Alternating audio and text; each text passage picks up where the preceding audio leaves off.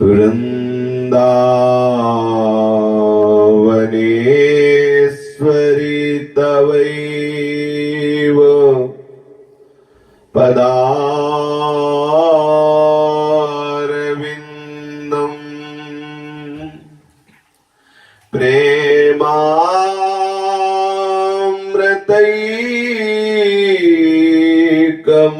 प्रेमामृतैकमकरन्द रसौघपूर्णम्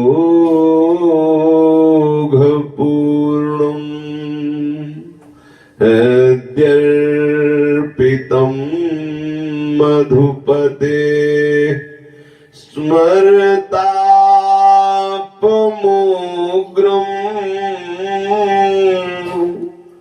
निर्वापयत् परमशीतल माश्रयामि निर्वापयत्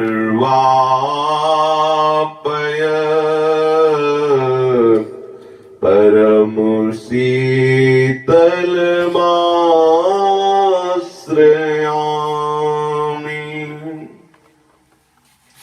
श्रीमद् श्री वृंदावन धाम की जय। श्री वृंदावन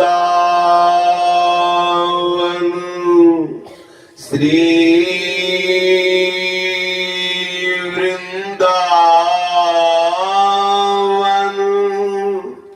श्री वृंदावन श्री वृंदावन प्राण वृंदावन जीवन वृंदावन सर्वस्व वृंदावन श्री वृंदावन। श्री राधा वल्लभ लाल की जय।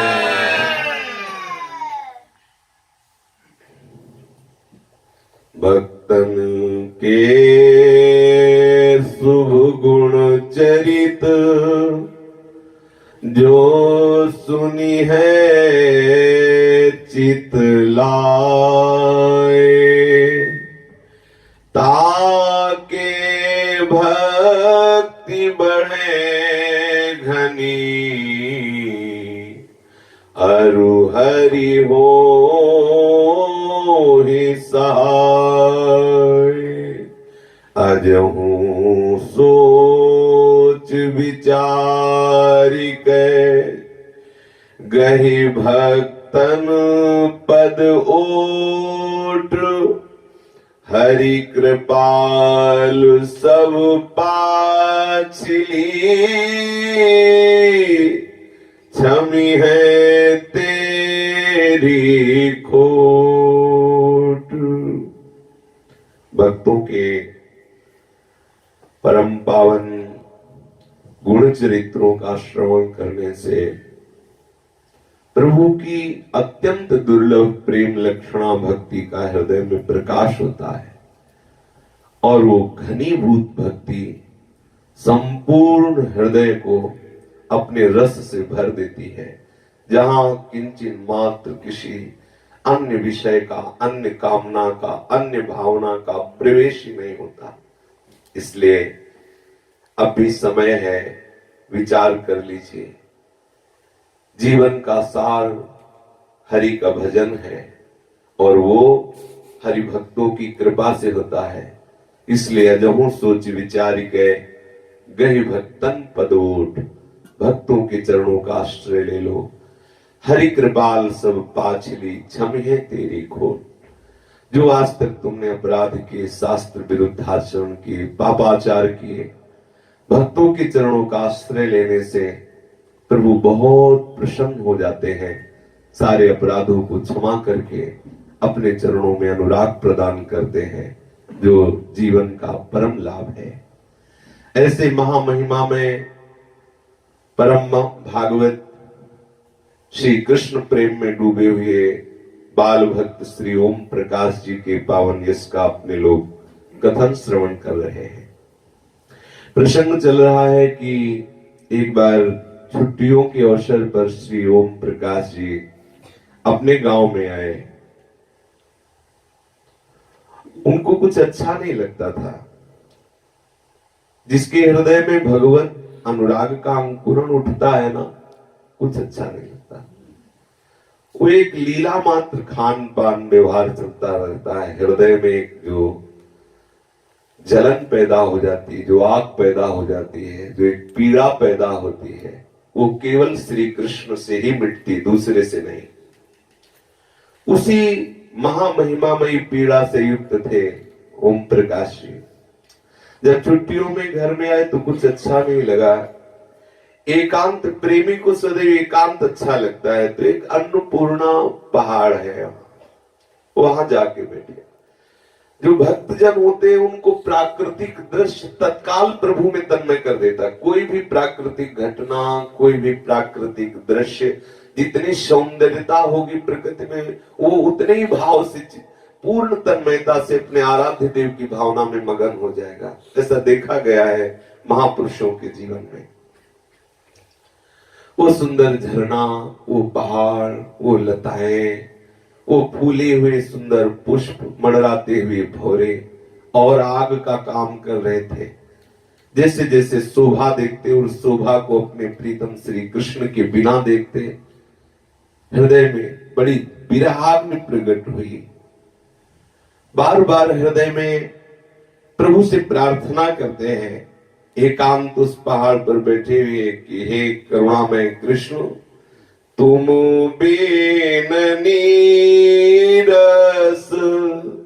जीवन मेरा, तुम बिन नीरस जीवन मेरा, होने को तो हो ही जाता, होने को तो हो ही जाता, निस दिन आकर सांझ सवेरा, निस दिन आकर सांझ सवेरा, तुम बिन नीरस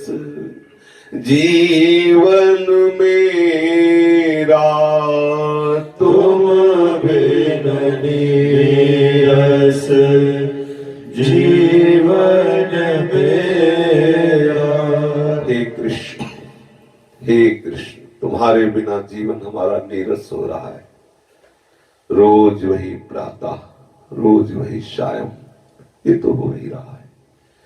हे कृष्ण, तुम्हारे बिना मेरा जीवन नीरस हो रहा है। कैसे तुम्हें बताऊं? काली काली घटा उमड़ती, सावन भादो यमुना चढ़ती, काली काली घटा उमड़ती, सावन भादो यमुना चढ़ती, तरु की झुकी हुई डाली पर डाल ही डोला पेंग बढ़ाती, तरु की झुकी हुई डाली पर डाल डोला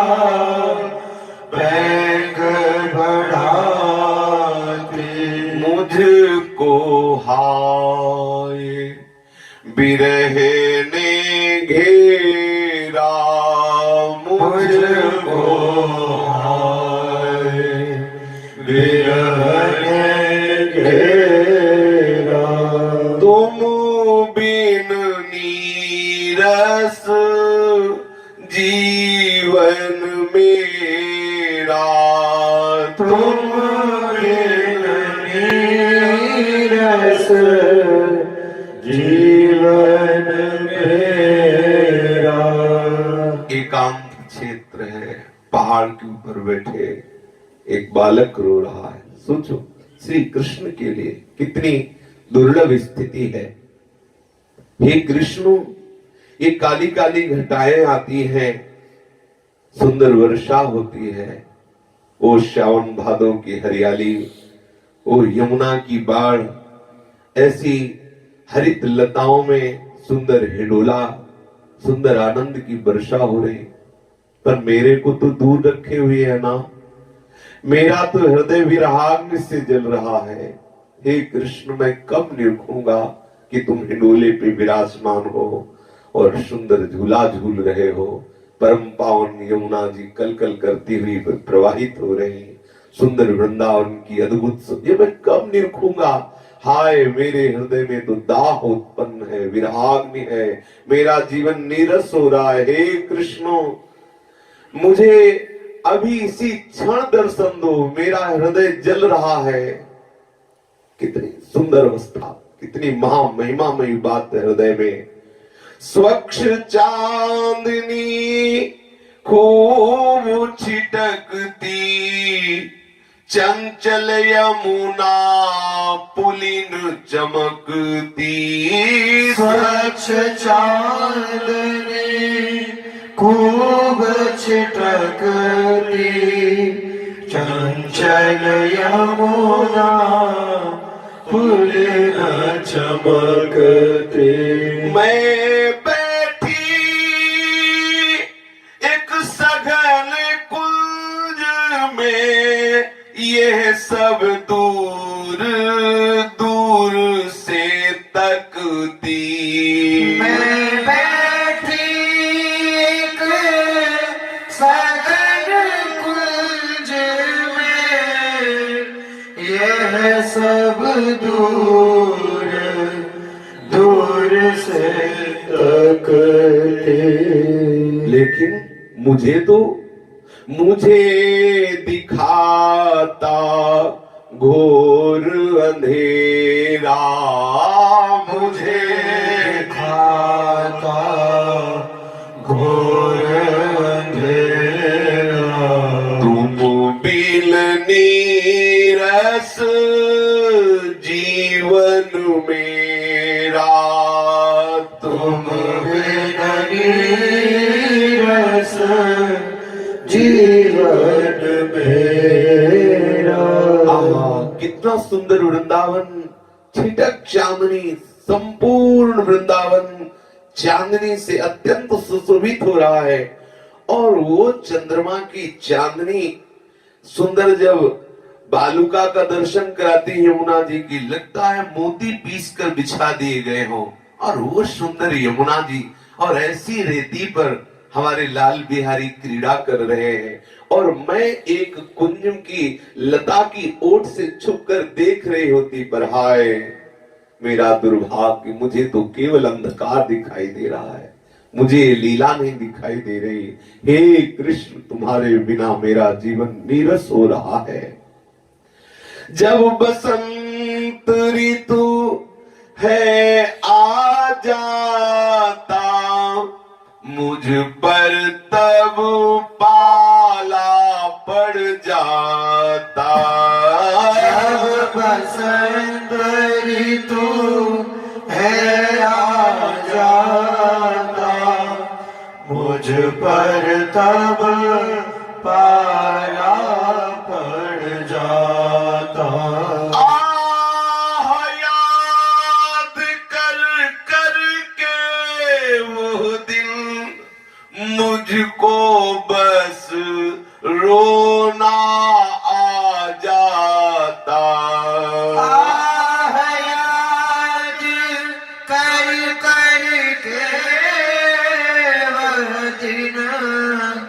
मुझको बस रोना आ जाता। जहूं दिस लगता दुख घनेरा, जहूं दिस लगता दुख घनेरा, तुम बिन नीरस जीवन मेरा, तुम बिन नीरस जीवन मेरा। हे कृष्ण, जब मैं देखता हूं कि प्रकृति वसंत ऋतु से श्रृंगारित है, सुंदर सुंदर पुष्प खिले हुए हैं, वो हरित लताएं, लेकिन उनके बीच में मैं आपको नहीं देखता।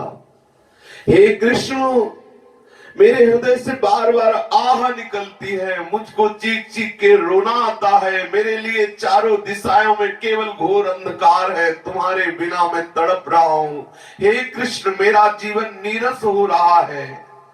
जब मैं वन में लकड़ी चुनती, वृंदावन का नाम जो सुनती, जब मैं वन में लकड़ी चुनती, वृंदावन का नाम जो सुनती, अश्रु मेघ की वर्षा होती, हाथ मसलती, सिर को धुनती। अश्रु मेघ की वर्षा होती, हाथ मसलती, सिर को धुनती। करती क्या बस क्या था मेरा, करती क्या बस क्या था मेरा, तुम बिन नीरस जीवन मेरा, तुम बिन नीरस जीवन मेरा। हे कृष्ण, जब कभी मैं वन की शोभा देखने के लिए जाती और वहां सुंदर सुंदर आपकी सेवा के लिए लकड़ियां चुनती, तत्काल कोई मेरे कानों में वृंदावन वृंदावन वृंदावन, ऐसा वृंदावन का नाम सुना था।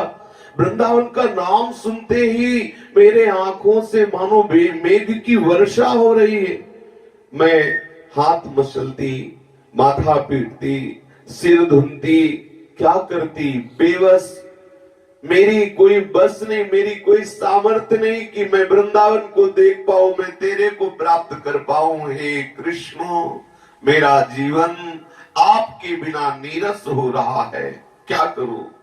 धीरे धीरे होली आती, रंग उड़ाती, भंग चनाती, धीरे धीरे होली आती, रंग उड़ाती, भंग छनाती। याद दिलाकर वह रंग लाती, हाय छेदती है मम छाती।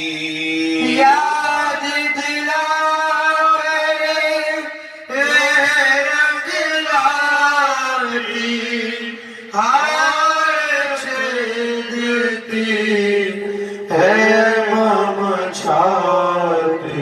बना हृदय दुखों का डेरा, बना हृदय दुखों का डेरा, बिन नीरस जीवन मेरा, तुम बिन नीरस जीवन मेरा।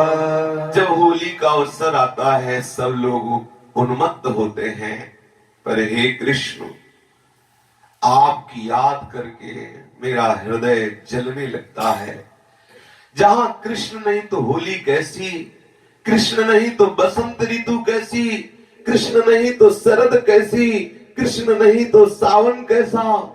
हे श्री कृष्ण चारों ओर देख रहा हूं, बस मेरे हृदय में दुख ही दुख है। आपके बिना मेरा जीवन नीरस हो रहा है।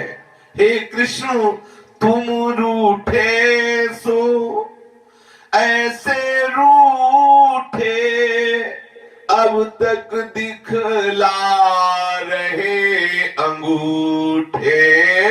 तुम रूठे सो ऐसे रूठे, अब तक दिखला रहे अंगूठे।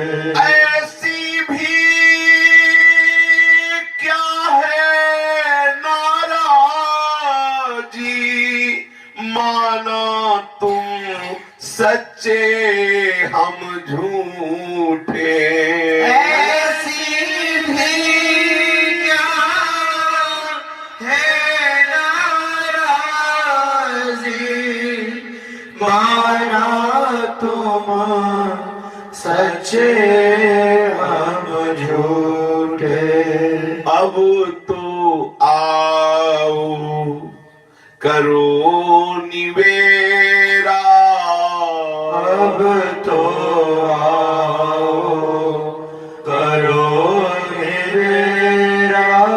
तुम बिन लीरस जीवन मेरा, तुम बिन नीरस जीवन मेरा। हे कृष्ण तुम रूठ गए हो ना, और ऐसे रूठे कि मैं बार बार पुकार रहा हूं, तुम हमें अंगूठा दिखा रहे हो, अर्थात मेरे सामने नहीं आ रहे।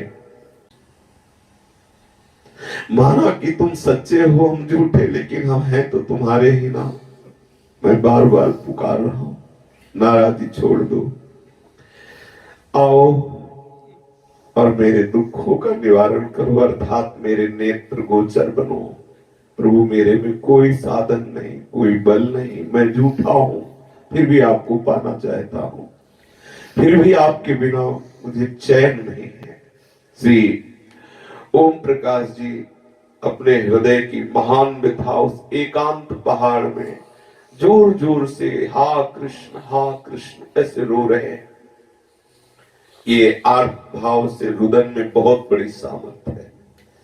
गोपीजनों ने सब उपाय करके देखा, जब प्रीतम प्रकट नहीं हुआ तो रुदु सुश्वरम राजन कृष्ण दर्शन लालसा। तो तासा मावीर भूत छोरी स्मय मान मुखाम मुजा, पीतांबर धरा सर्गी साक्षात मन्मथ मन्मथ था। करोड़ों कामदेव के मन का मंथन करने वाला वो पीतांबरधारी ललित त्रिवंगी ठाकुर, वो तो वही उनकी केवल प्रेम भरी वो आर्त पुकार को सुन करके आह्लादित हो रहा था, देख रहा था प्रेम दशा अपनी गोपियों की। ठीक ऐसे ही श्री ओम प्रकाश जी जब विकल होकर चीख चीख के रोने लगे, हा कृष्ण, एक अद्भुत घटना घटी। ओम प्रकाश जी जिधर बैठे थे दाहिनी तरफ एक दिव्य तेज प्रकट हुआ, और वो दिव्य तेज प्रकाश कुछ समीप आते हुए नजर आया। वो एकदम आश्चर्यचकित होकर उस प्रकाश की तरफ देख रहे हैं। ओम प्रकाश जी को कुछ ऐसा लगा कि कोई महान तेज हमारे समीप आ रहा है। धीरे धीरे वो तेज नीला रंग का हो गया, श्याम रंग का। देखते देखते देखा कि मुरली धारण किए हुए, ग्रीवा झुकाए हुए, ललित त्रिभंगी मंद मंद मुस्कुराते हुए और बड़े बड़े नेत्रों से ओम प्रकाश की तरफ देख करके कटाक्ष कर रहे हैं। ओहो, देखा मैं जिनके लिए तड़प रहा था वो मेरे प्रीतम आ गए, उछल पड़े। ओम प्रकाश जी उछल पड़े, गदगद वाणी हो गई, नेत्रों से अश्रु बह ही रहे थे, रोमांच हुआ, दौड़ पड़े और लौट गए श्री कृष्ण के चरणों में। लौटे, उनके सी चरण पकड़े पड़े रहे। एकदम याद आया कि अरे चरणों में क्यों पड़े हो, बाहों से भर लो ना, एक बार इनको ठीक से देख लो ना। और जे भी उठने को किया ते हुए अंतर ध्यान हो गए श्री कृष्ण। अब तो बड़ा आश्चर्य हुआ कि अरे अभी तो मैं इनके चरण पकड़े हुआ था, ये कहां चले गए। बार बार पश्चाताप करते, मैंने इनको प्रणाम क्यों किया।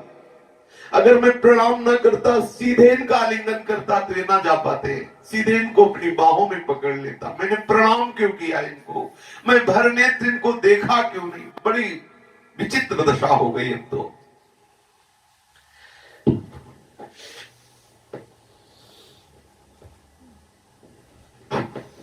बार बार हृदय में कहते, हाय मेरी मूर्खता ने मुझे ठग लिया।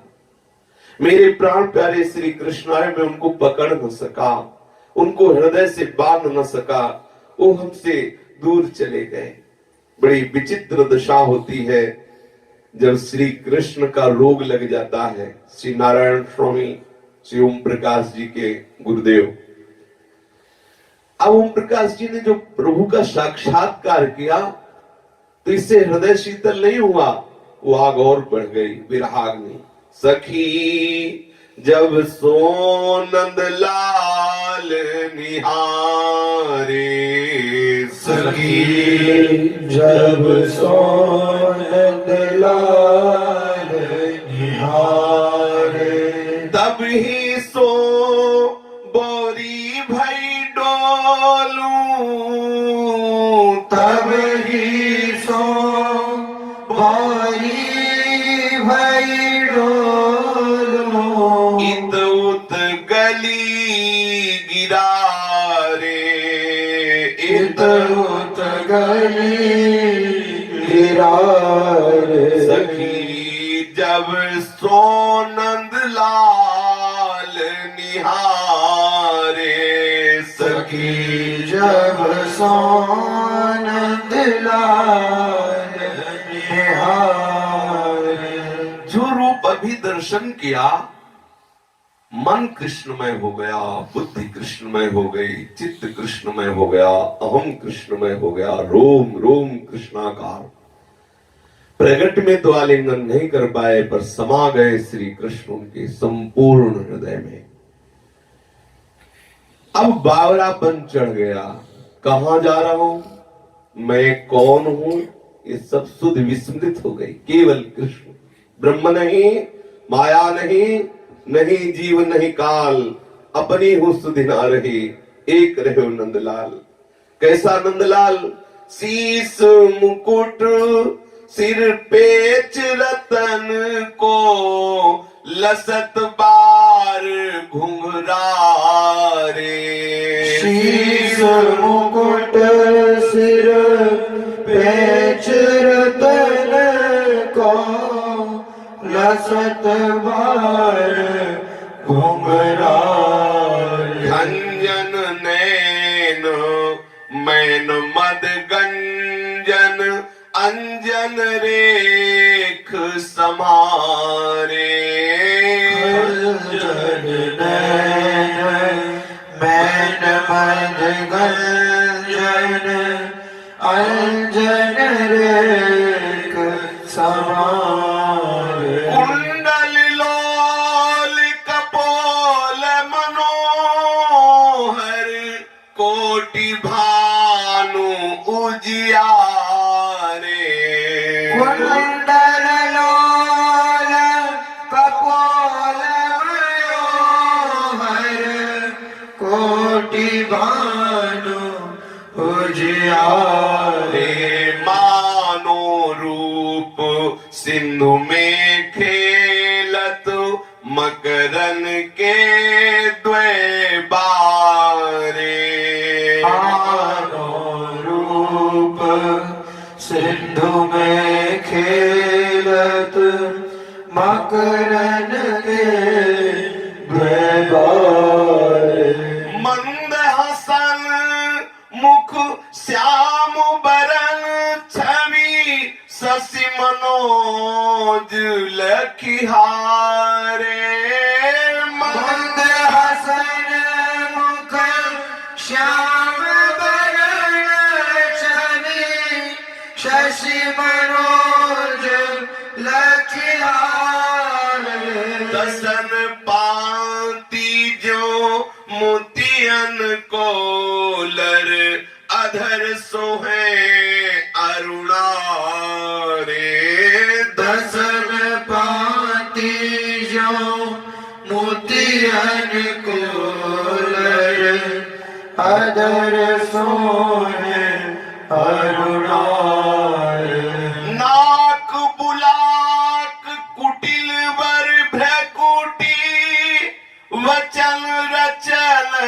अति प्यारे आक बुलाक कुटिल बर भृकुटी वचन रचन अति प्यारे नारायण नख सिख श्रृंगार करी ठाढ़े भवन के द्वारे नारायण नख सिख श्रृंगार करे ठाढ़े भवन के द्वार शीश पर सुंदर मोर मुकुट है। सुंदर मुकुट में जो पेच है वो रत्नों का है। बड़े ही आकर्षक घुंघराले केश है और नेत्र कैसे हैं? अरविंदाक्ष खंजन पक्षी जैसे। करोड़ों काम के मद का मर्दन करने वाले उनमें भी सुंदर अंजन की रेख है। सुंदर कर्णों पर सुंदर कुंडल मकराकृति के धारण किए हुए हैं जो कपोलों पर बड़े ही मनोहर, मानो करोड़ों सूर्य एक साथ उदय हुए हों ऐसे प्रभु के जो कर्ण कुंडल है वो ऐसे तेज से प्रकाशित हो रहे हैं। मानो रूप सिंधु में दो मकरों के बच्चे खेल रहे हो। जो कुंडल है रूप सिंधु लालजू का मुखारबिंद है और कर्ण में जो मकराकृत कुंडल है और मंद मंद मुस्कुरा रहे हैं। श्याम कांति श्री अंगों से प्रकट हो रही है। आहा, ऐसे मुख छवि है कि करोड़ों कामदेव मूर्छित हो जाए और जो हंसने पर दंत पंक्तावली है मानो मोतियों की लहर हो। अधर बहुत ही सुंदर अरुण वर्ण के हैं और नाक में सुंदर बुलाक खिल रही जब मुस्कुरा रहे हैं। कुटिल बंक भ्रकुटी है, वचन बहुत ही मृदु है, अतिशय प्यारे हैं। श्याम सुंदर नक्श से श्रृंगार किए हुए वो भावना में समा गए श्री ओम प्रकाश जी के।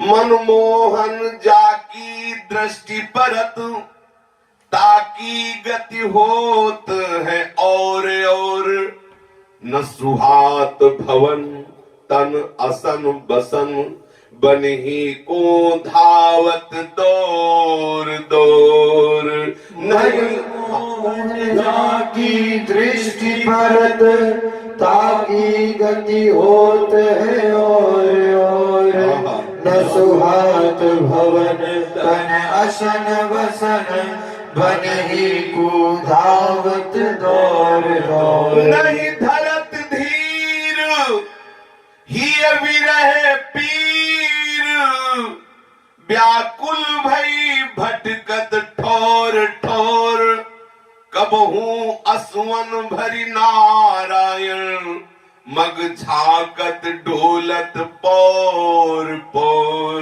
नहीं धरत धीर ही विरह पीर व्याकुल भई भटकत ठोर ठोर कबहू असुवन भरी नारायण मग झाकत डोलत पौर पौर। एक बार जिसकी दृष्टि में मनमोहन श्याम सुंदर आ जाते हैं उसकी गति बदल जाती है। उसको न भवन सुहाई देता है, न शरीर ही अच्छा लगता है, न भोजन अच्छा लगता है, न वस्त्र अच्छा लगता है। बस वो एकांत के लिए भागता है। कोई हमसे बोले ना, कोई हमसे मिले ना। उसके हृदय में धैर्य नहीं रहता। धैर्य का हरण कर लिया श्याम सुंदर ने। हृदय विरह की पीड़ा से भर जाता है। वो व्याकुल हुई भटकती रहती ठौर ठौर, आंसुओं की झड़ी लगी हुई है और झांकती रहती कि किधर से श्याम सुंदर पधार रहे।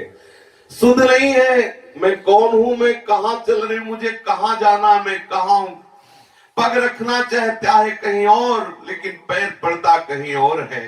जाही लगन लगी घन श्याम की, जाही लगन लगी घन श्याम की। भरत कहूँ पग परत है कि तहूँ, भरत कहूँ पग परत है कि तहूँ। भूल जाए सुधि धाम की, भूल जाए सुधि धाम की। जाही लगन लगी घन श्याम की, जाही लगन लगी घन श्याम की। जिसके हृदय में श्री कृष्ण का प्यार उदय हो गया, वो पैर कहीं रखना चाहता है, पड़ता कहीं और है। सुध भूल जाती है मैं कौन हूं, मेरा घर कहाँ है, मुझे कहाँ जाना है। छवि निहार नहीं रहत सार कछु, घरी पल निसी दिन याम की। छवि निहार नहीं रहत सार कछु, घरी पल निसी दिन याम की। चित मुँह उठे तितहि धावे, चित मुठे तितरी धावे। मूर्ति न छाया घाम की, सुरति न छाया घाम की। जाही लगन लगी घन श्याम की, जाही लगन लगी घन श्याम की। कोई करो निंदा कोई स्तुति, मेण तजी कुल ग्राम की। कोई करो निंदा कोई स्तुति, मेरे तजी कुल ग्राम की। नारायण बौरी भई डोले, नारायण बौरी भई डोले। रहे न काहू काम की,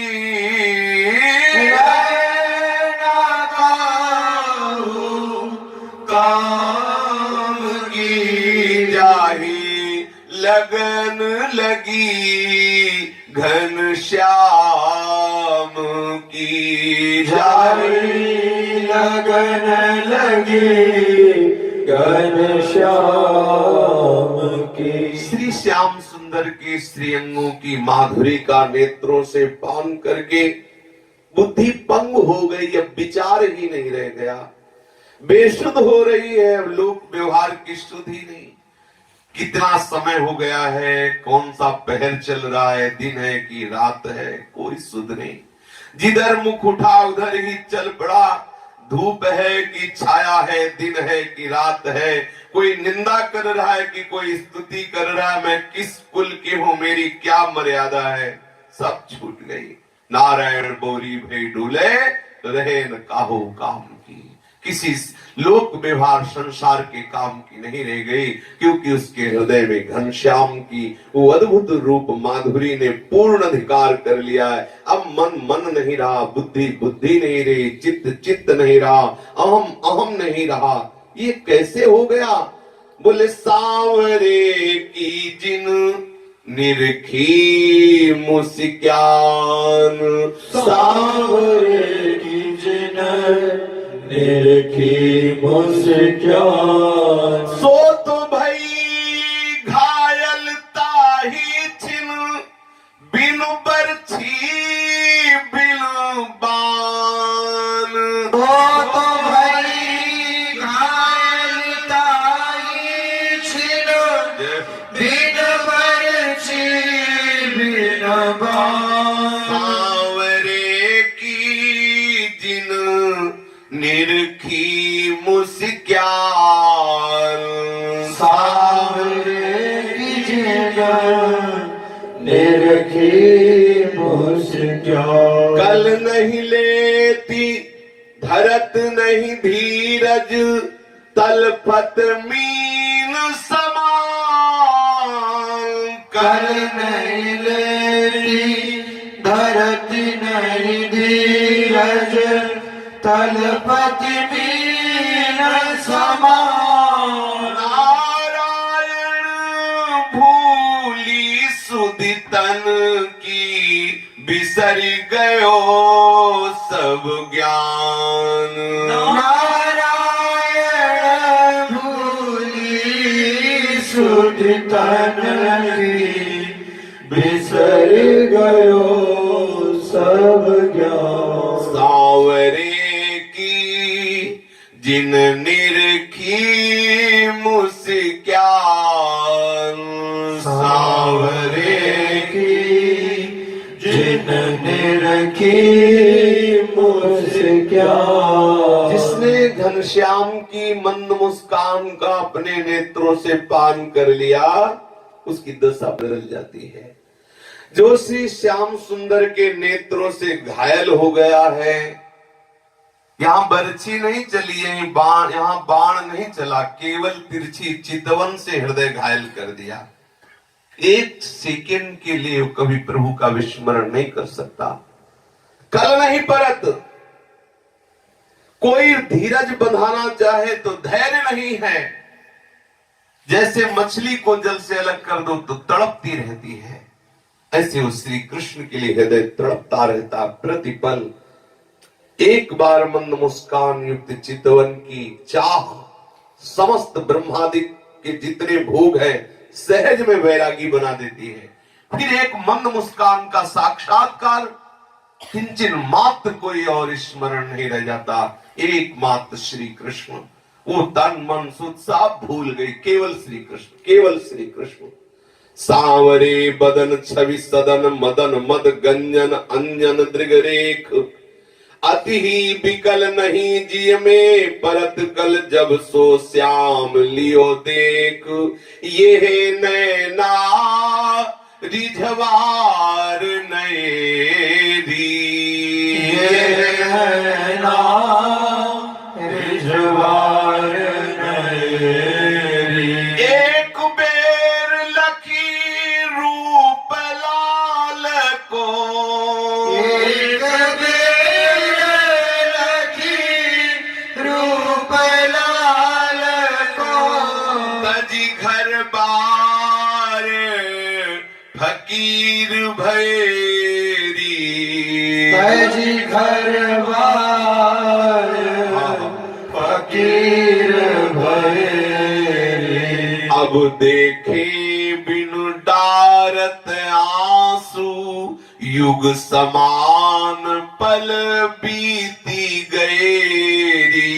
अब देखे बिन डारत आंसू युग समान पर बीत गए। नारायण ये हुअति चंचल फल पाए जो बीज बैरी। नारायण ये हुअत चंचल फल पाए जो बीज बैरी। श्याम सुंदर का श्रीअंग छवि का समुद्र है, कामदेव की मद का मर्दन करने वाला है। आहा, अंजन रेख देखते ही हृदय घायल कर देने वाली विकलता पैदा हो जाए। कल न परे जिसने भी श्याम सुंदर को एक बार देख लिया और घर बार तज के फकीर हो गया, लोक व्यवहार के काबिल नहीं रहा। कुल मर्यादा लोक मर्यादा जितने भी धर्म कर्म है सब चौपट हो गए। एकमात्र श्याम सुंदर, कुल का हो, किसी भी संप्रदाय का हो, कहीं भी किसी भी मर्यादा का हो, सब बांध तोड़ करके जो सरिता सावन जल उमगे सन्मुख सिंधु सिधारे, जो सरिता सावन जल उमगत सन्मुख सिंधु सिधारे, जीव नाद हिमन दिए कुरंगन प्रगट पारधीम। ये अद्भुत स्थिति श्री कृष्ण के प्रेमियों की हो जाती है। वो बावरे बन जाते हैं, फकीर बन जाते हैं। अब ये नेत्रों ने जो बीज बोया उसी का फल भोगते हैं। क्या दर्शन की लालसा की श्री कृष्ण की, अब रात दिन रो, ना नींद है नेत्रों में, न चैन है हृदय में, बेचैन होकर केवल हा कृष्ण और आंसू बहाते रहो। श्री कृष्ण का दर्शन होते ही अन्नपूर्णा पहाड़ में श्री ओम प्रकाश जी की ऐसी अद्भुत स्थिति हो गई। अब वो वहां से घर आए और परिवार वालों से प्रार्थना करके पुनः अपने स्कूल आ गए। अब श्री कृष्ण की याद में जो श्री कृष्ण का साक्षात दर्शन हुआ था, उस लालसा से जो हृदय भरा था, सुकुमार नंद नंदन के श्री चरणों से लेकर सीख तक बार बार चिंतन करते हो, चीख चीख कर रोने लगते, विह्वल हो जाते, विकल हो जाते, व्याकुलता से पुकार उठते कि अंधकार में मेरे पथ पर आओ कृष्ण चंद आओ, हे करुणामय सुंदर मोहन आओ, अब ना अधिक तड़पाओ। आप विचार करो, केवल प्रभु के सिवा इनके हृदय में कुछ है नहीं। हर समय विलाप, हर समय चिंतन, हर समय पुकार, कैसी महामहिमा में स्थिति है। इस प्रकार विलाप करते करते पूरी रात्रि व्यतीत हो जाती। फिर सुबह होता, जब फिर विद्यार्थी लोग आ जाते तो गंभीर हो जाते, लेकिन जहां एकांत होते तो नन्हे बच्चे की तरह रोना शुरू कर देते और प्रभु से कहते कि प्रभु हाय कितनी देर से शिशु एक तेरा रो रहा, ओ निर्दयी किन आंसुओं की बाट अब तू जो रहा। अरे निर्दयी तू देख नहीं रहा, हाय कितनी देर से शिशु एक तेरा रो रहा, ओ निर्दयी किन आंसुओं की बाट अब तू जो रहा। ले ले अरे जालिम जरा कुछ प्यार करके गोद में, तू तो सुनेगा स्नेह में वो भी सनेगा मोह में।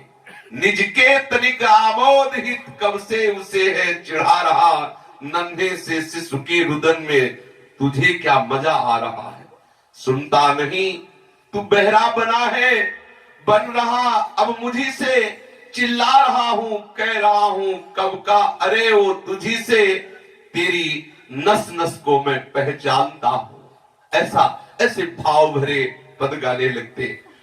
जब किसी भी तरह विरह कम ना होता तो आंख मूंद कर लेट जाते और वह श्री कृष्ण के चिंतन में सिसक सिसक कर रोते रहते। एक दिन बड़ी करुणा हुई, वैसी ही विकलता में वो शयन कर गए, लेटे तो लेटते ही उनके सामने अद्भुत ब्रज की लीला प्रकाशित हो गई। उन्होंने तत्काल देखा कि बड़ा सुंदर वृंदावन है, मनोरम वृंदावन, जो मन का हरण करने वाला दिव्य वृंदावन का दर्शन हुआ श्री ओम प्रकाश जी को। इनका मन मयूर जो श्री कृष्ण के दर्शन किए थे अन्नपूर्णा पहाड़ में, तब से बहुत विकल था, एकदम नाच पड़ा कि अरे वही वृंदावन है जहां मेरे यार, मेरे प्रीतम, मेरे जीवन धन श्री कृष्ण क्रीड़ा कर रहे हैं। अब तो श्री कृष्ण जरूर यहीं कहीं क्रीड़ा कर रहे होंगे। एक लीला प्रकाशित हुई, देखा वृंदावन में दोपहर का समय है, थके हुए बूढ़े बूढ़े गोप सुंदर वृक्ष की छाया में सुस्ता रहे हैं। कुछ गोप अपनी गौओं के लिए खिरक बना रहे हैं, कुछ गोप बैठे ब्रज की गौओं का कैसे पालन पोषण हो आदि आदि वार्ता कर रहे हैं। और कुछ गाड़ियों में भरी हुई सामग्रियां हैं और जमीन पर सुंदर सुंदर गोपिकाएं बैठी हुई हैं, बड़ी सुंदर वन की शोभा है। ओम प्रकाश जी ये देख रहे हैं। एक सखी दूसरे से कहने लगती है, देखो देखो सखी, अभी दोपहर है, परंतु यहाँ धूप का कोई कष्ट नहीं, क्योंकि वृंदावन परम शीतल है। देखो ऊंचे ऊंचे वृक्षों की सघन शीतल छाया, चारों ओर हरियाली ही हरियाली नजर आ रही है। देखो देखो ये वृंदावन की लताओं में बैठे हुए झुंड के झुंड तोते कैसे मधुर कोलाहल कर रहे हैं। देखो देखो सखी, इतने सुंदर मोर के झुंड कुहू कुहू कर नाच रहे हैं। कैसी दिव्य शोभा वृंदावन की है। मोरों का स्वर सुन करके तो मेरा हृदय कुहुक रहा है।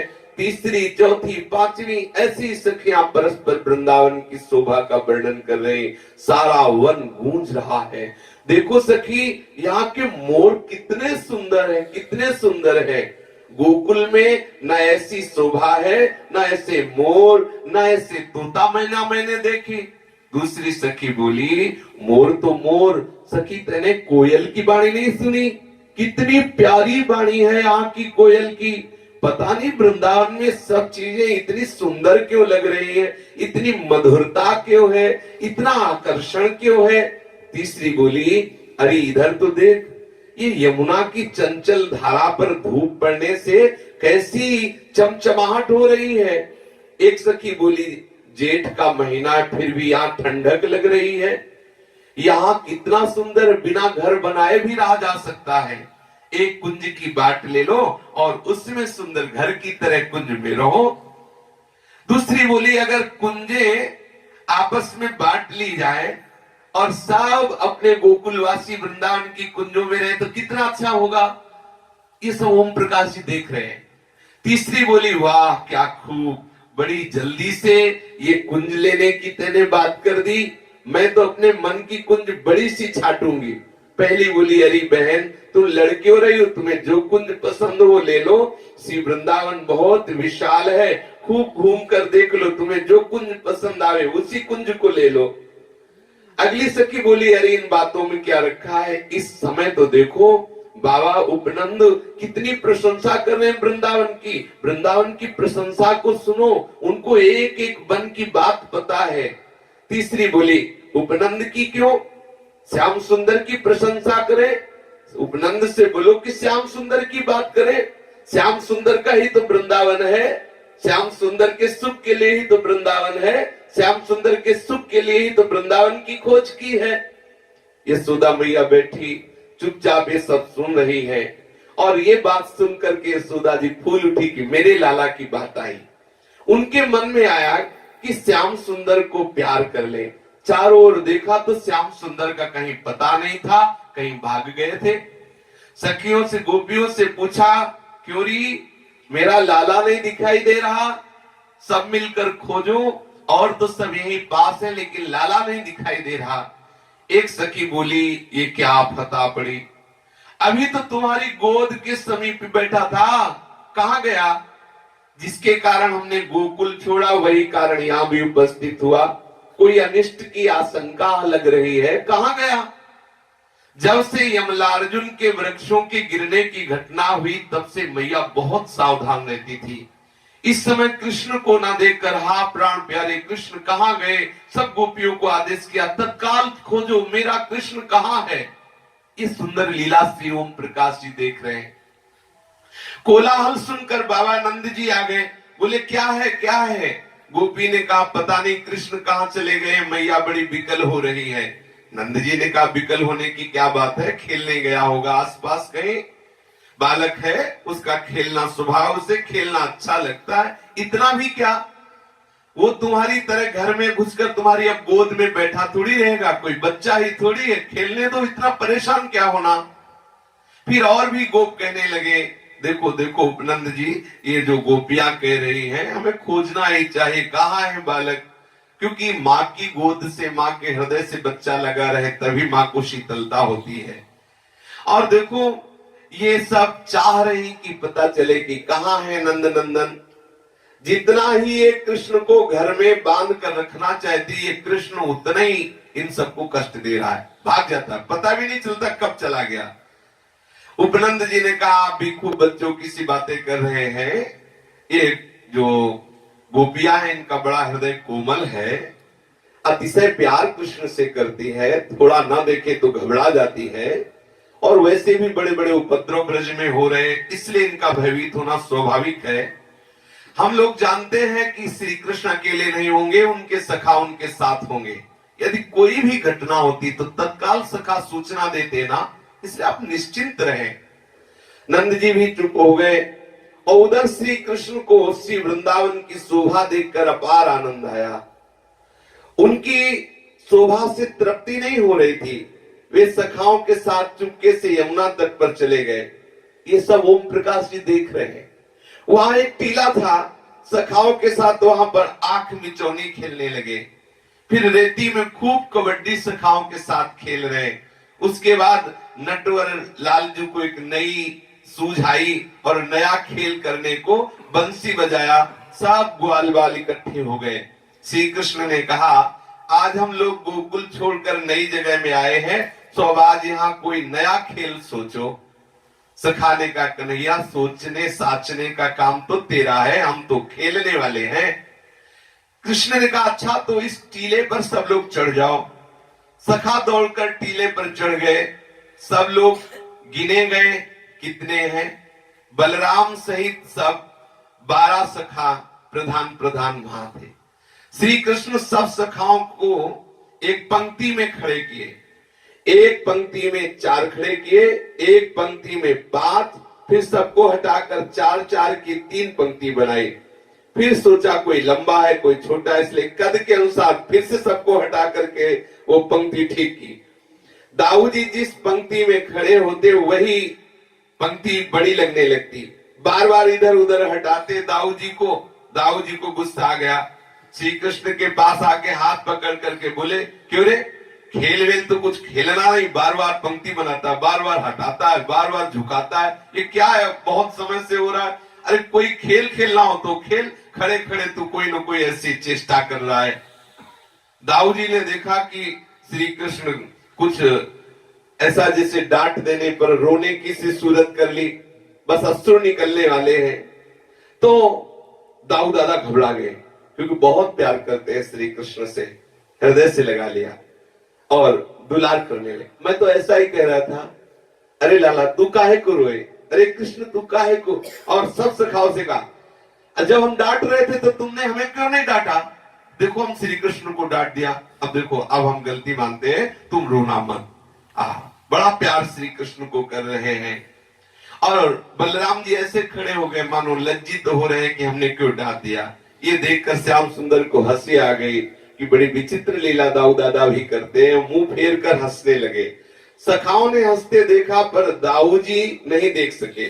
दाऊ जी पीठ सहलाते हुए पुचकारते हुए थोड़ी छू करके, हे कन्हैया अब तुझे क्या अच्छा लगता है, क्यों खड़े हो, कोई खेल खेलो। ऐसे भाव से दाऊ जी ने कहा। सब सखा और श्री कृष्ण जोर जोर से हंसने लगे। दाऊ जी अपनी ये बात कहकर क्यों सोच रहे कि हंस किस ले रहे हैं सब, और अपनी पंक्ति में खड़े हो गए। श्री कृष्ण ने कहा, अब मैं बंसी बजाऊंगा, बंसी बजते ही पहली पंक्ति जमुना जी में जाके दौड़ के कूद पड़ेगी, बाकी तट पर रहेंगे, जो जल में रहेंगे वो बाहर की पंक्ति पर खूब जल उछालेंगे। ये खेल खेलना है। बंसी बजेगी तो एक लाइन पूरी यमुना जी में कूदेगी और दूसरी यमुना तट पर खड़ी होगी। यमुना जल को, जो यमुना जल में कूदी हुई पंक्ति की सखाएं, वो खूब बाहर खड़े हुए सखाओं को भिजवाएंगे जल से। देखो ये ब्रज का भगवान है, कैसी बिल्कुल। हम आज एक अपने जनों से ऊपर कह रहे थे, जहां एकांत थे कि देखो भगवान भी को ऊब लगती है जब ज्यादा भगवान भगवान भगवान करो। अरे वो भी चाहते कि कोई प्यार करे भगवान से हट करके। अब किसी कलेक्टर को सब कलेक्टर ही हर समय कहे तो कोई मित्र भी तो होना चाहिए, कोई प्यार करने वाला हर समय बाबूजी साहब साहब साहब, तो ऊब जाता है। कोई भी हमारे ठाकुर जी भी ऊब जाते हैं, इसलिए ब्रजवासियों से प्यार करते हैं। ब्रजवासी साहब और भगवान सब एक कोने में रख देते हैं, मेरा यार है, मेरा प्राण प्रीतम है। इसकी भूख प्रभु को भी है। बिल्कुल हृदय की बात समझ लेना। प्रभु को भी इस बात की, पूर्ण काम आप्त काम जिनका चिंतन करने से हो जाते हैं, उन प्रभु के भी हृदय में कामना है प्यार की। प्रेम समुद्र को भी प्रेम की भूख है। एक भगवत्ता से जो प्रभु से प्यार किया जाता है उसमें एक सीमा होती है, लेकिन भगवत्ता को अलग करके जो प्यार किया जाता है उसमें बड़ा सुख होता है। देखो, जो श्री विठल नाथ जी है, भगवत्ता से प्यार करते हैं, मेरा सर्वेश्वर भगवान बालक है, ऐसा भाव, दोनों वात्सल्य और ऐश्वर्य साथ है। ठाकुर जी कभी भी विठल नाथ जी के साथ नहीं खेलते नजर आए, और खेले कहां जाके? भंगी के लड़के के साथ। अब जरा सूक्ष्मता से विचार कीजिए, अखिल लोक चूड़ामणि परम पुण्य श्लोक प्रभु कहां खेले, क्यों खेले? थोड़ी बात समझो, हृदय की बात समझो। वो चाहते कि थोड़ी देर ये भगवान का बोझ अलग करके और हम बिल्कुल सहज में खेले। अब वो अबोध बालक है भंगी का, वो बिल्कुल नहीं जानता कि ये भगवान है।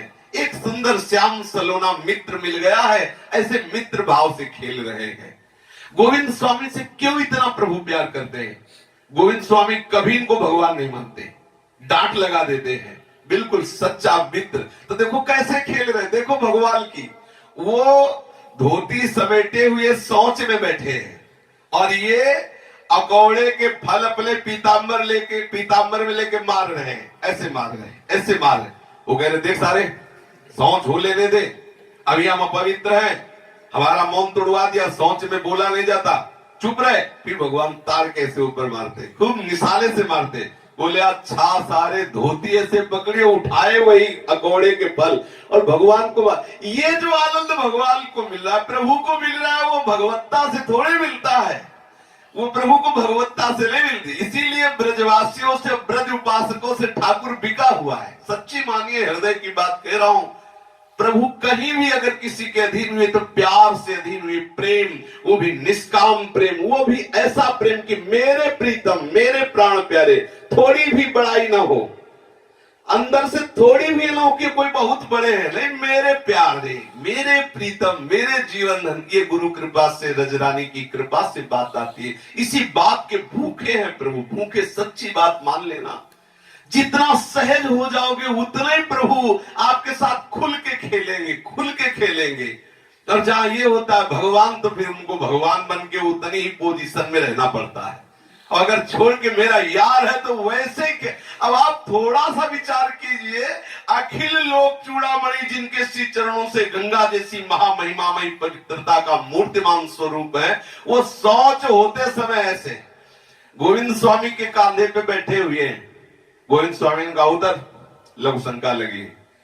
बोले देखो इस समय तो हमारे घोड़ा हो, घोड़ा सवार से कहता नहीं कि लघु शंका लगी उतरो, जैसे घोड़ा करता वैसे कर। ठाकुर जी देखो, बोले लघु शंका करके इतने आचमन करो, इतने करो, देखो स्वयं कांधे पे चढ़े, बोले खड़े लघु शंका कर रहे। कहा गिरिराज जी की तलहटी में। वैष्णव जनों ने देखा कि बूढ़े वैष्णव गोविंद स्वामी और वैष्णव मर्यादा के विरुद्ध आचरण। एक तो गिरिराज जी की तलहटी में, वो भी खड़े खड़े लघु शंका। शिकायत की आचार्य चरण से जाके, बुलाया, क्यों गोविंद ऐसी बात है? बोले हाँ बिल्कुल ऐसी ही बात है। तो ऐसा क्यों किया? बोले इससे पूछो, इससे, ये हमारे कांधे पे चढ़ा था और हमने कहा कि लघु शंका लगी, तो बोले घोड़ा जैसे लघु शंका करता वैसे कर, तो हमने क्या भी खड़े खड़े कर लिया ना। आचमन है ना, हाथ धोला है, लो अपवित्र पवित्र हुआ, क्योंकि पवित्रता की साक्षात मूर्ति कांधे पे चढ़े। ये पसंद है, सच्ची बात मानिए। ये स्थिति भगवत कृपा से आती। मेरे प्राण प्यारे, देखो आज तक विचार करके देख लो, कर्माबाई की गोद में बैठकर खिचड़ी पाने में जो स्वाद आया, वो बड़े बड़े ब्रह्मार्पणम ब्रह्मणि ब्रह्माग्नो ब्रह्मणा हुतमो नाना प्रकार के वेद मंत्र ऐसा दौड़ के आते जगन्नाथ जी। प्रातः काल बिना स्नान किए, बिना कोई दिनचर्या किए मेरे ठाकुर भूखे होंगे। सब तो हर समय भोग लगा देते, लेकिन रात्रि में सोए, जल्दी इनको भूख लग गई होगी, खिचड़ी रांधती, प्रभु को बुलाती, गोद में बैठाती, पवाती। ये भाव की स्थिति, जितना अपनापन, जितना प्यार, ठाकुर बिक जाता है, बिक जाता है सखाओं के साथ ठाकुर के। ये ब्रज की लीला इसीलिए अत्यंत गूढ़ है, क्योंकि बिना हृदय में प्यार आए आप इसे नहीं समझ सकते। ये जो ब्रज के उपासक जन हैं, ये भगवान की पूजा नहीं करते, ये अपने प्राण प्यारे की पूजा करते हैं। यही ठाकुर जी चाहते हैं कि आप उनसे प्यार करो। उनकी मांग है कि आप मेरे से प्यार करो। जो नाना प्रकार की भगवत्ता की उपासना करते, भगवान उन्हें मोक्ष दे देते, सायुज्य, सारूप, सामीप्य आदि, एकत्व आदि, लेकिन प्रभु उनके अधीन नहीं होते। लेकिन जो प्रभु से प्यार करते हैं, प्रभु उनके अधीन होते हैं। देखो प्रभु को कितना सुख मिलता है जब उनको अपने भक्त के चरण दबाने का अवसर आता है, पुलकित हो जाते हैं, क्योंकि वह भगवत्ता का विषय नहीं, प्यार का विषय है। ठाकुर जी ने कहा कि हम बंसी बजाएंगे, एक पंक्ति दौड़ के यमुना में कूदेगी, एक पंक्ति समीप खड़ी होगी, और यमुना में कूदी सखाओं की पंक्ति समीप में यमुना तट पर खड़े हुए सखाओं को जल से भिगोगी। ये लीला। इसके बाद बंसी बजी, पहली पंक्ति के 4 सखा यमुना में कूद पड़े, बाहर के सखाओं पर जल उछालने लगे।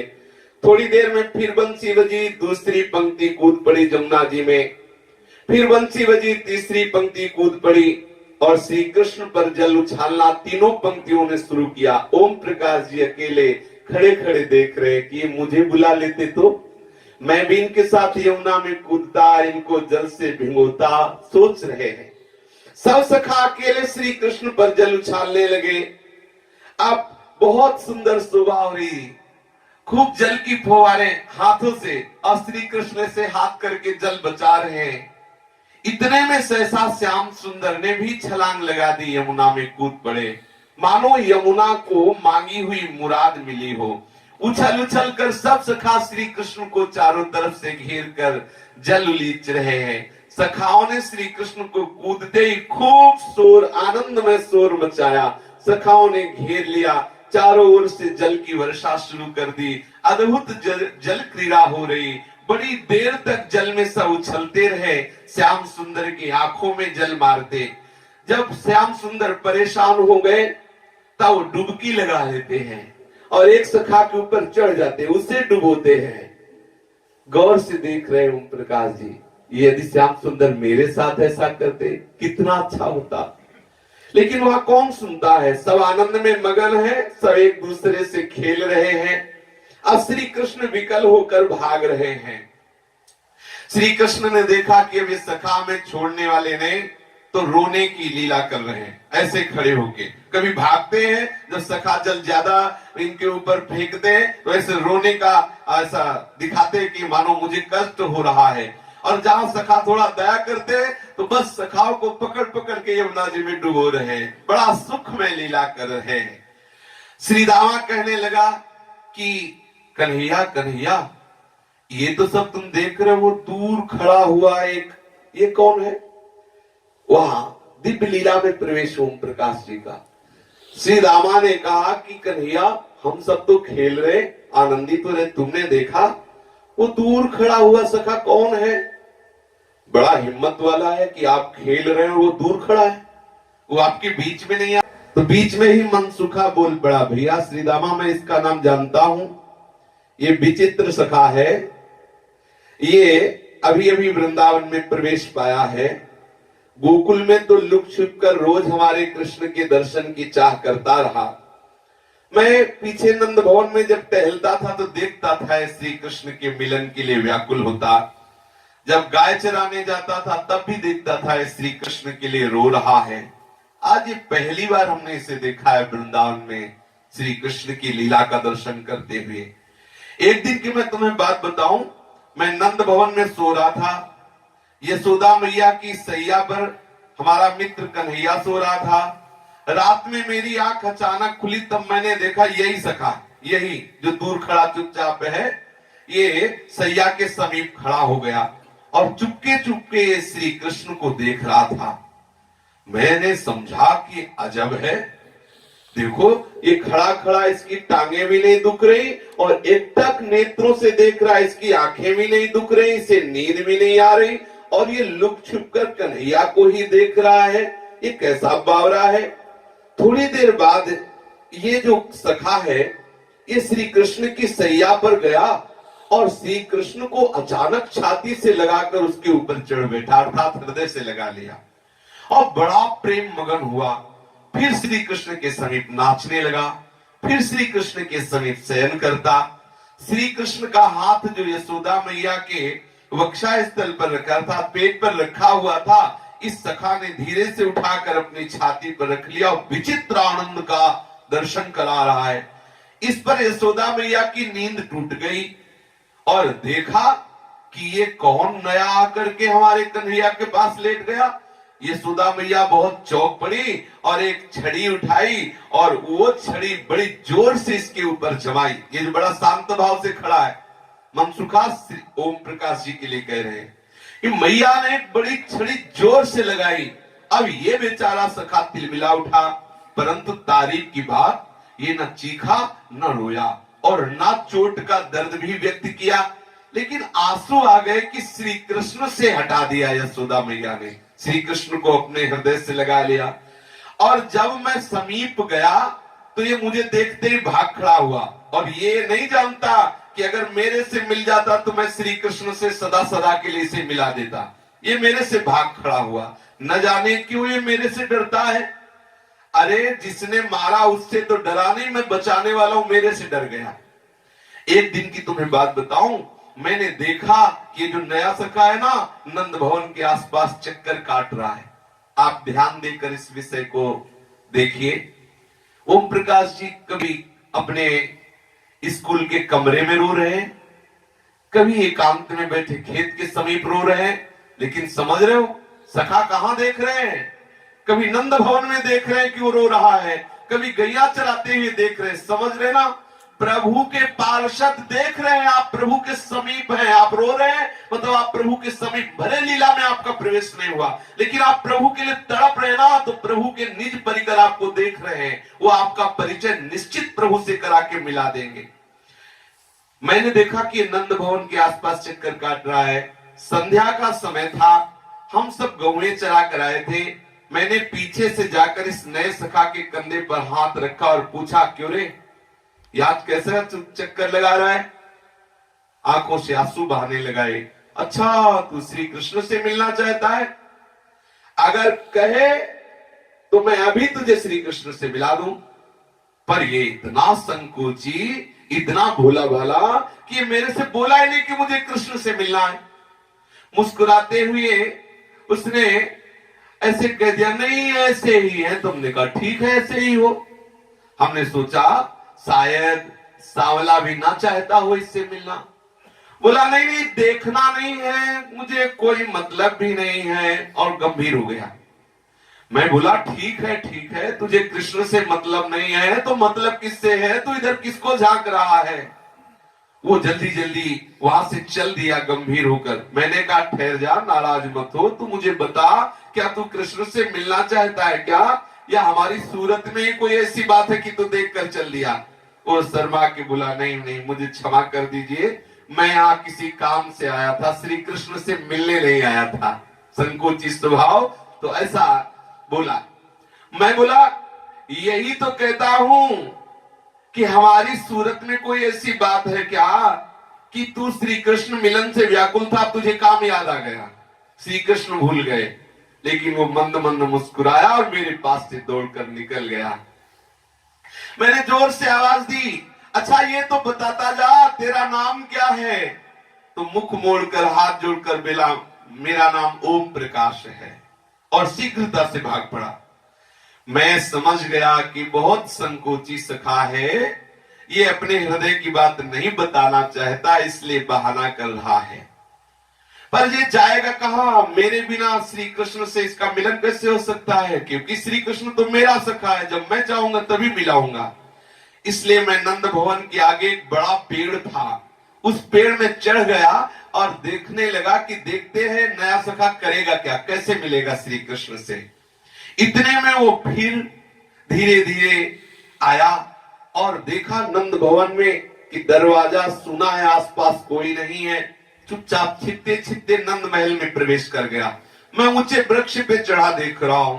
मुझे बड़ा आश्चर्य हुआ कि इसमें इतनी हिम्मत कहां से आ गई कि बाबा के भवन में प्रवेश कर गया।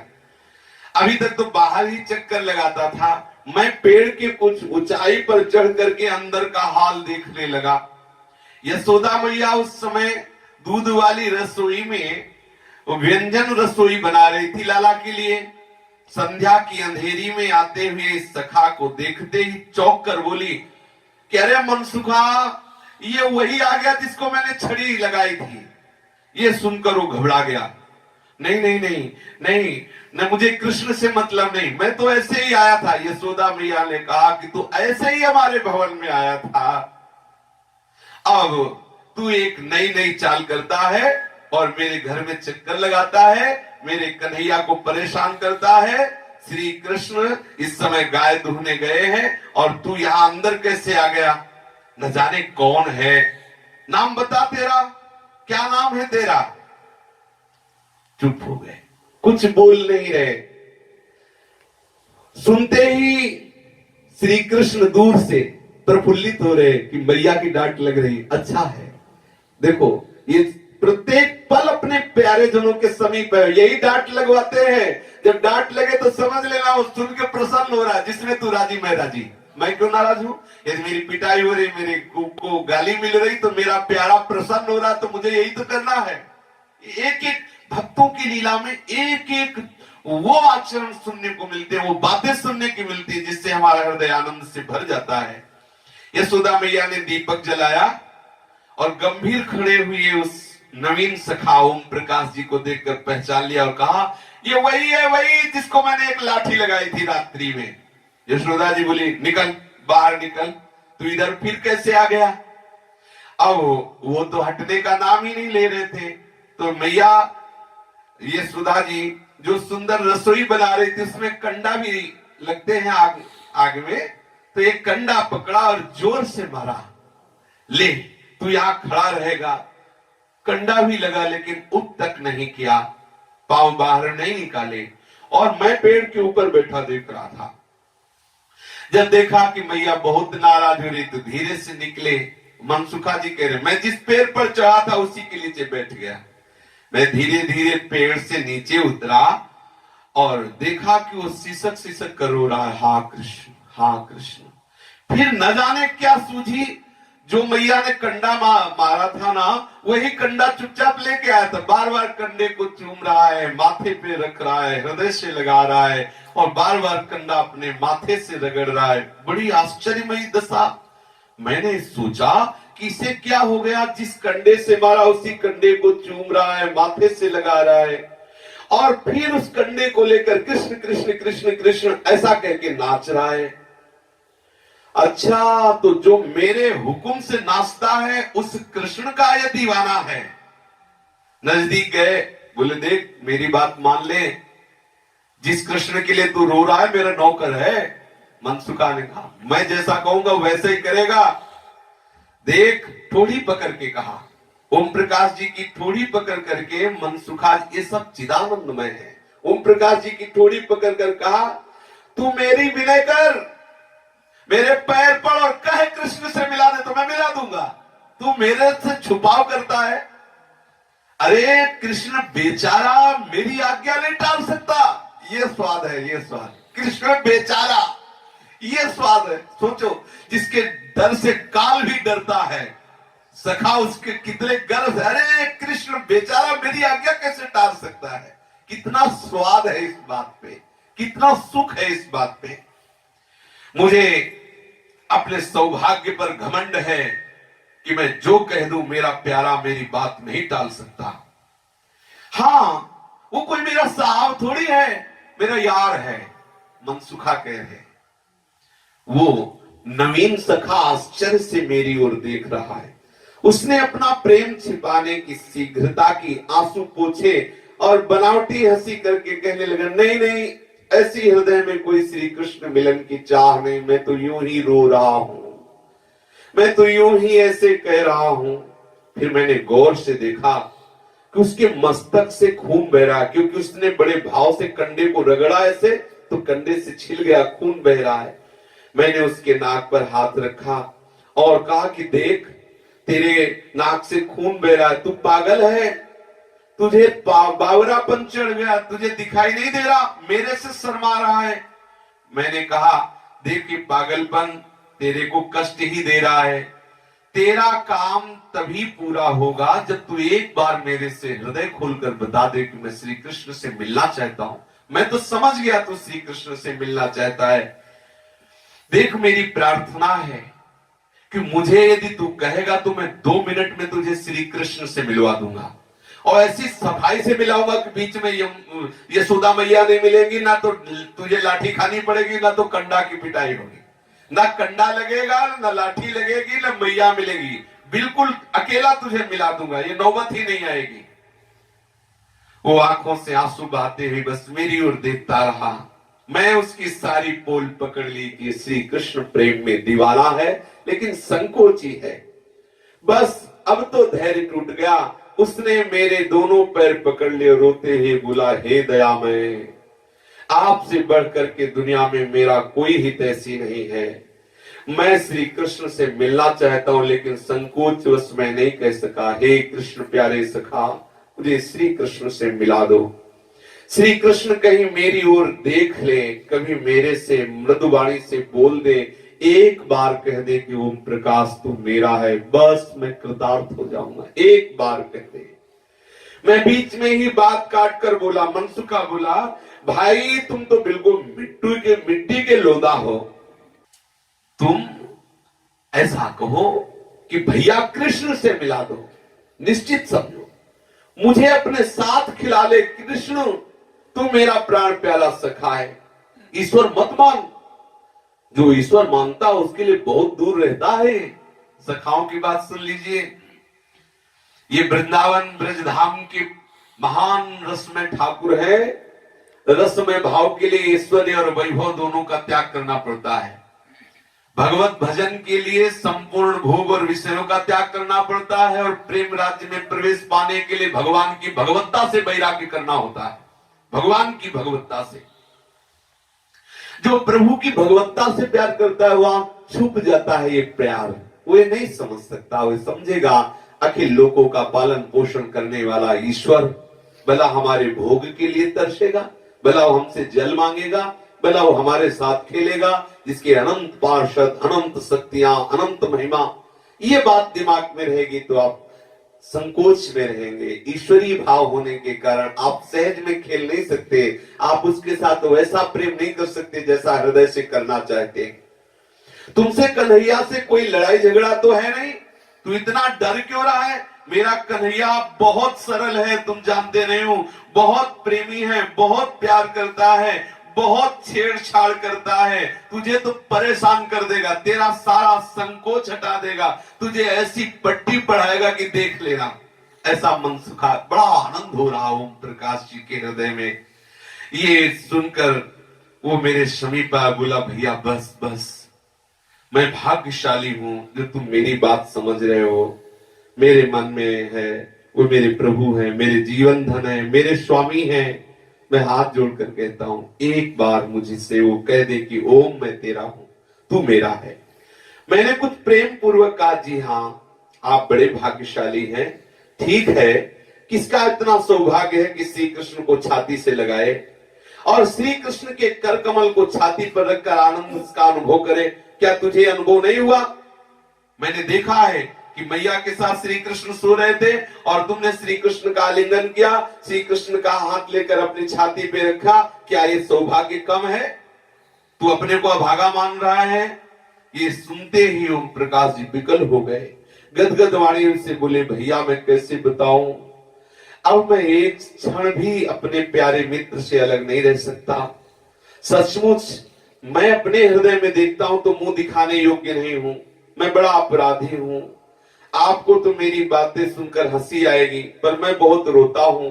मेरा मन कहता है मैं श्री कृष्ण लायक नहीं हूं, मुझे लज्जा आती है। मैं अपने को प्रेमी समझता हूं, लेकिन बिल्कुल प्रेम मेरे हृदय में श्री कृष्ण के प्रति नहीं है। मैं जैसा आपके सम्मुख प्रकट कर रहा हूं ना, वैसा नहीं हूं। मैं तो दंड का अधिकारी हूं, मैं कपट कर रहा हूं। और फिर रोने लगे। मुझसे उनकी सरलता देखी ना गई। वाह रे सरलता! मेरी भी आंखों में आंसू छलक पड़े। मनसुखा श्री दामा से कह रहे, मैंने दौड़ करके ओम प्रकाश जी को छाती से लगाया, बड़ी देर तक छाती से लगाकर अपने आंसुओं से उसके मस्तक को भिगोता रहा। बड़ा सुख मिला कि श्री कृष्ण प्रेमी को हृदय से लगा रहा हूं। ऐसा मालूम पड़ता था मानो आनंद की वर्षा हो रही है। थोड़ी देर में मैं उसे आश्वासन देता हुआ, उसके आंसू पोंछता हुआ कहा, ओम प्रकाश, तुम्हारे भोलेपन की हद हो गई। तुम्हारे सच्चे प्रेम पर तो सातवें आसमान में भी यदि होता ना कृष्ण तो आ जाता। अरे वो कृष्ण तो मेरा परम प्रिय मित्र है, तुम्हारे प्रेम से तो पत्थर भी पिघल जाए। श्री कृष्ण तो प्रेम स्वरूप ही है, तुम व्यर्थ ही रो रहे हो। ये बातें पाप या अपराध की नहीं है, ये तुम्हारा विशुद्ध प्रेम है। तुम तो इस समय दिव्य भाव से युक्त होकर दिव्य देश में हो। ये जो तुम्हारी भावना है, ये तुम्हारी दैन्यता है। ओम प्रकाश, तुम्हें श्री कृष्ण की सदा सदा के लिए प्राप्ति होगी। तुम धैर्य धारण करो, बिना मतलब तुम रो मत। वो बोला कि आपको लगता होगा कि बिना मतलब रोए, अगर आप कृपा करना चाहते तो अभी उनको बुलवा दीजिए। ऐसा कहकर वो मेरी ओर प्यासे नेत्रों से देखने लगा। मैं बहुत शीघ्र से उठकर चल दिया और श्री कृष्ण के पास पहुंचा। कृष्ण उस समय भोग रोग रहे थे। मैंने कहा, ए कन्हैया, ये रोटी बाद में खाना, बाहर आ। श्री कृष्ण ने इशारे से पूछा, क्या? मैंने कहा, तेरे से मिलने के लिए कोई तड़प रहा है, वो बाहर खड़ा है। यशोदा मैया उस समय बढ़िया घी की चुपड़ी रोटी, सुगंधित घी की से चुपड़ी हुई नरम नरम रोटी परोस रही थी। वो समझ गई और मेरी तरफ गुस्सा होके बोले, अरे प्रसाद तो पा लेने दे, भोग तो पा लेने दे। जब देखो तब कृष्ण को, चल बाहर चल, खेलने चल, अरे खाने तो दे। तू उसके लिए तो नहीं कह रहा जिसे मैंने एक कंडा मारा था, छड़ी मारा था। वो मेरे लाला के पीछे क्यों पड़ रहा है? तेरी अकल में पत्थर पड़ गया है? इतने कम है जो उसको परेशान करते, एक नया और परेशान करने वाला लिया। रोज एक नई घटना होती रहती है। तुझे पता नहीं कि ब्रज में भेष बदल बदल करके असुर लोग आते हैं हमारे लाला को दुख देने के लिए। मुझे किसी पर अब विश्वास नहीं रह गया है और नए आदमी पर तो बिल्कुल विश्वास नहीं रह गया है। पता नहीं कौन आके मेरे लाला को क्या कष्ट दे। ये मैया का वात्सल्य। मैया को समझाना तो ब्रह्मा के भी बस की बात नहीं थी। मैया से सारा ब्रज डरता है। मैया अगर क्रोधित होकर डांट दे तो किसी के सामर्थ्य नहीं के सामने खड़े हो सके। मैं लौट पड़ा, लेकिन मन में ही सोचता कि ओम प्रकाश को जाके क्या कहूंगा। वो तो बेचारा आशा लगाए बैठा होगा, क्या कहें उसका। सचमुच हमें लगता है कोई भाग्य ही ऐसा है। ऐसा सोचते सोचते बाहर आया तो बाहर आकर देखा तो वहां ओम प्रकाश का कहीं पता ही नहीं था। बाहर निकलते समय मुझे किसी के भागने की आहट मिली। जब मैंने उसे देखा तो समझ गया ये द्वार पे खड़ा था, मेरी और मैया की बातें सुन ली, इसलिए वो बेचारा निराश होकर भाग रहा है। कई रोज तक मैंने उसे ढूंढा। शायद वो दुखी होकर यमुना के समीप हो या यमुना में कूद गया हो। उस दिन के बाद आज यहाँ वृंदावन पर दिखाई दिया है। ये पीछे की घटना श्री मनसुखा जी श्री दामा को सुना रहे। मुझे तो मालूम होता है कि अब इसे सदा सदा के लिए ही वृंदावन मिलने वाला है। कहीं कन्हैया को देखकर ये मोहित हो गया है, इसलिए अब तो पहले गोकुल आता जाता था, अब वृंदावन। मुझे तो ऐसा लगता है कि इससे प्रेम रोग हो गया है। ये कन्हैया और वृंदावन, ये अब दो को छोड़ नहीं सकता। श्री दामा, अरे भैया मनसुखा, तू तो बड़ा प्रेमी है। हमें लगता है जिस श्री कृष्ण के रोग में हम सब रोगी हैं, उसी में ये भी रोगी हो गया है। मनसुखा, अरे यार, ये कृष्ण बड़ा निष्ठुर है, देखने में बड़ा सुंदर है, बोलता बड़ा मधुर है, बड़ा मीठा बोलता है, सबको अपना दास बना लेता है, पर हृदय का बड़ा कठोर है, फंसा के छोड़ता रहता है। और अपने लोग भी इसी लाइन में हैं, फंसा लिया और गायब हो गए। फंसा तो लिया बड़े अच्छे ढंग से, ना इधर का रखा ना उधर का रखा, और ऐसी लीला कर। अच्छा, इनका क्या चला जाएगा भाई? कुछ होता कि कुछ कम हो जाएगा तो भाई मत मिलो, कुछ कम तो होना नहीं। बड़े विचित्र है, कैसे क्या, कुछ बात समझ में नहीं आती। बस एक वही बात समझ में आती कि रोते रहो कभी रीझ जाएंगे। कोई तो उस पर इस तरह जान छिड़कता है और ये उसको तिनके के बराबर समझता है, मिलता है। इसका दिमाग सातवें आसमान पर चढ़ गया है। मनसुखा ने कहा कि लोग तो इस पर प्राण छिड़कते, इतना प्रेम करते हैं, ये इसका दिमाग सातवें आसमान पर चढ़ा है।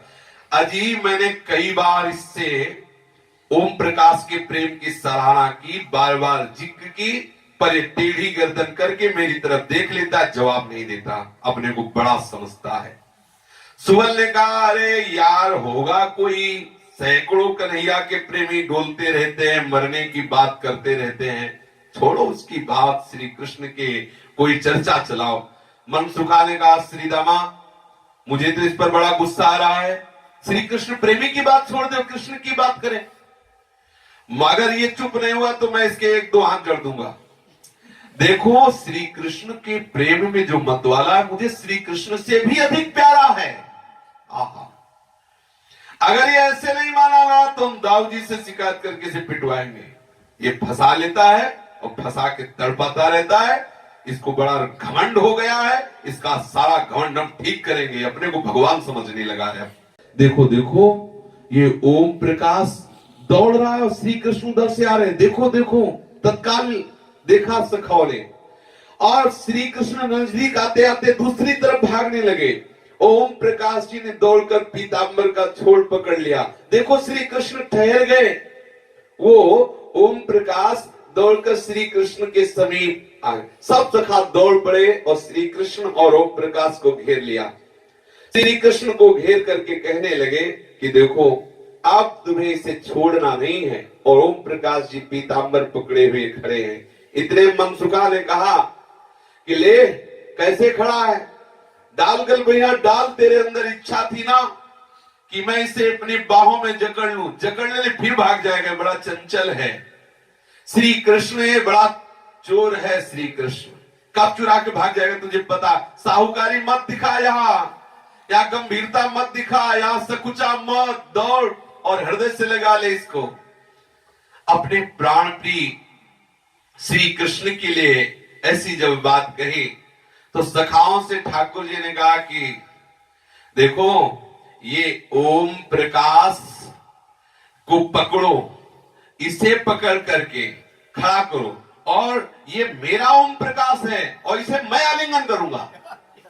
जे ही का मेरा ओम प्रकाश, यही तो सुनने के लिए तड़प रहे थे। श्री कृष्ण ने कहा सखाओ ये मेरे को आलिंगन नहीं करेगा, ये मेरा ओम प्रकाश है, इस ओम प्रकाश को पकड़ो और मैं इसका आलिंगन करूंगा। अपने प्राण प्रिय श्री कृष्ण के मुख से अपना नाम सुनकर ओम का हृदय आनंद से नाचने लगा। ओह कितना सुंदर लग रहा है जब मेरे प्राण प्यारे श्री कृष्ण मेरा नाम ले रहे हैं। समझ लिया कि अब मैं श्री कृष्ण की नित्य सखा मंडली में मिल गया हूं। जन्म जन्मांतर की आस आज पूरी हो गई, क्योंकि श्री कृष्ण ने मुझे कहा कि मेरा ओम है। सखाओं को अपनी ओर आते देख करके ओम प्रकाश जी भागे। श्री कृष्ण ओम प्रकाश को पकड़ने के लिए उनके पीछे भागे। श्री कृष्ण को दौड़ते देखकर सब सखा भी पीछे पीछे दौड़े। सब सखा थोड़ी देर दौड़कर लौट आए। ओम प्रकाश और श्री कृष्ण भागते भागते एकांत कुंज में गए। सहसा ओम प्रकाश जी खड़े हो गए और श्री कृष्ण की ओर मुख करके दोनों हाथ उठाकर ऐसे खड़े हो गए आलिंगन के लिए। उसे हाथ उठाकर खड़े देखकर श्री कृष्ण ने भी दोनों हाथ उठा करके दौड़े, जैसे माँ बेटे से मिलना चाहती है, जैसे मित्र मित्र से मिलना चाहते हैं। उस समय का दृश्य बड़ा ही आनंदमय है। दोनों एक दूसरे को अपलक नेत्रों से देख रहे, दोनों ऐसे हाथ उठाए हुए आगे बढ़ रहे। ओम प्रकाश जी की सांसें रुकी जा रही कि मेरा श्री कृष्ण मुझे हृदय से लगा लेगा। मस्तिष्क काम करना बंद कर रहा, केवल आनंद ही आनंद, आनंद ही आनंद। और अचानक आंख खुल गई। अभी आलिंगन हुआ नहीं, अचानक आंख हाहाकार मच गया। ये लीला देखी, बस आलिंगन होने वाला ही था कि आंख खुल गई, फिर हृदय में हाहाकार मच गया। शेष चर्चा आगे। श्री राधा वल्लभ लाल की जय।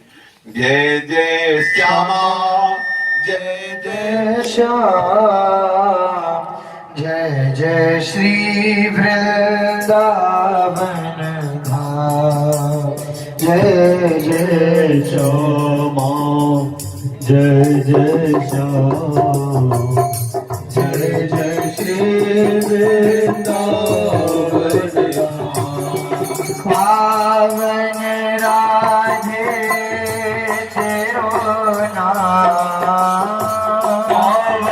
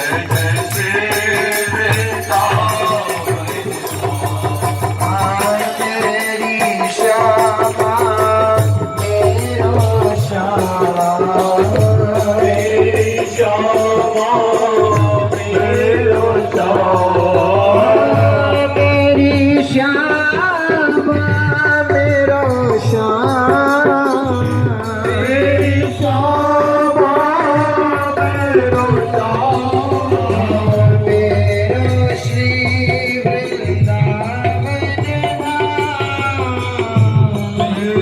श्री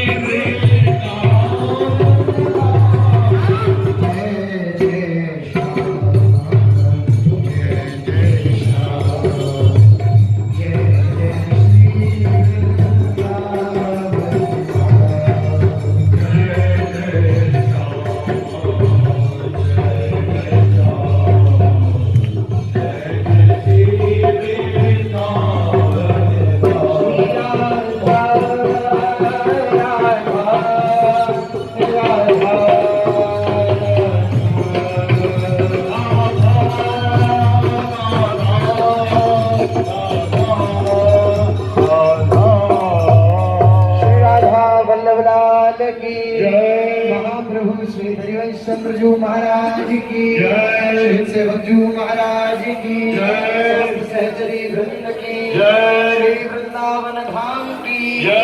श्री यमुना रसराजन की जय। समस्त संत हरि भक्तन की जय। श्री सद्गुरुदेव भगवान की जय।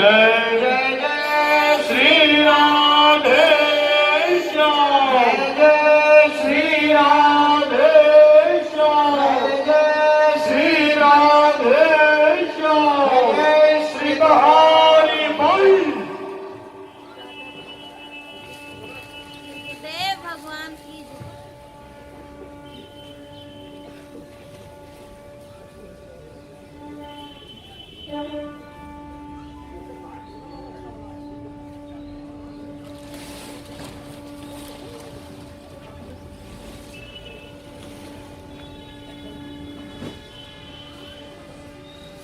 Yeah.